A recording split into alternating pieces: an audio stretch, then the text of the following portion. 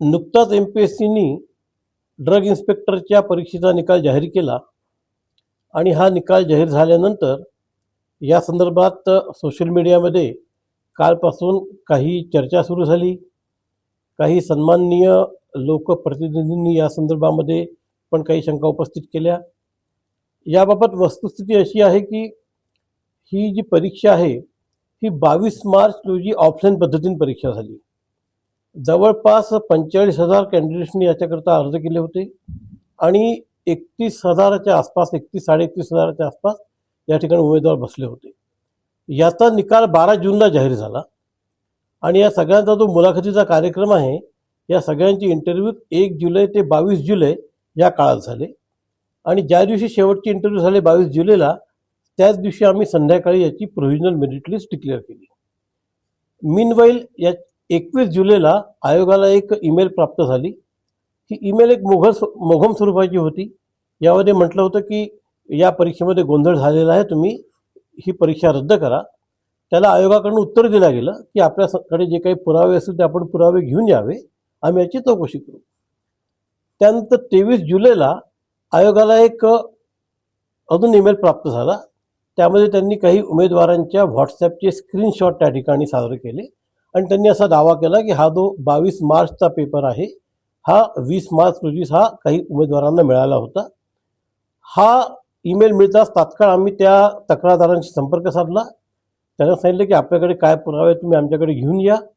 आज तक्रारदारांना कार्यालयामध्ये बोलवलं होतं 27 तारखेला, अद्यापपर्यंत ते आलेले नाही। जर ते आता आले तर आम्ही त्यांचं म्हणणं काय ते ऐकून घेऊ।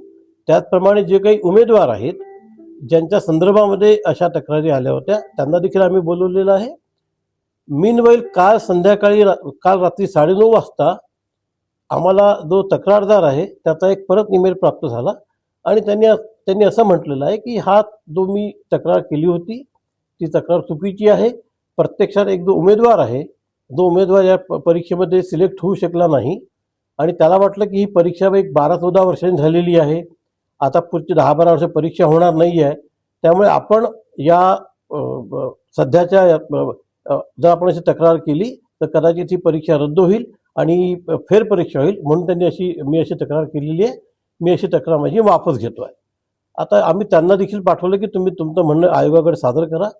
परंतु एकंदरीतच हे जरी काही असलं तरी आपल्याला आयोगाची एक जी ट्रान्सपरन्सी आहे, निष्पक्षपातीपणा आहे आणि जो विद्यार्थ्यांचा आयोगावरचा विश्वास आहे तो टिकून राहावा याकरता आम्ही या संदर्भामध्ये पोलिसांमध्ये तक्रार सादर करतोय। यामध्ये पोलीस तपास जो काही करतील त्याच्यातनं जे काही निष्पन्न होईल त्या आधारे आम्ही निश्चित कारवाई करू।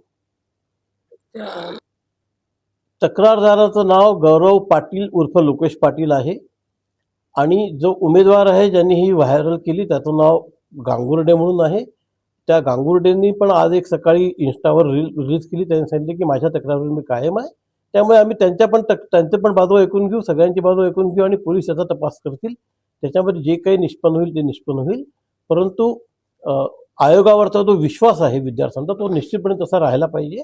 आम्ही त्या विश्वासाला सार करण्याकरता जे करायचं करणं आवश्यक आहे ते आम्ही सगळं करू।